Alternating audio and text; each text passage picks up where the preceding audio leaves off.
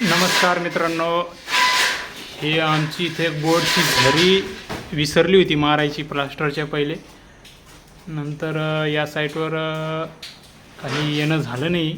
नंतर ते ठेकेदाराने प्लास्टरसुद्धा करून टाकलं इथं. आम्ही वायरिंग करते वेळेस इथं ही झरी मारून टाकली आणि असं थोडं वायर शिल्लक झालं तर काय करणार, तुम्ही कट करू नका या वायरला. असं वायर जशी एक्स्ट्रा झालेलं वायर जे आहे ते असं पाईपमध्ये टाकून द्यायचं.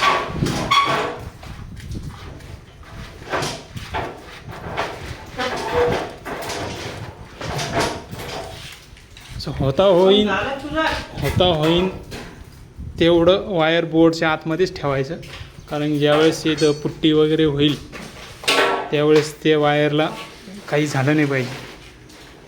तर अशा प्रकारे आमचं काम चालू आहे. ठीक आहे, धन्यवाद.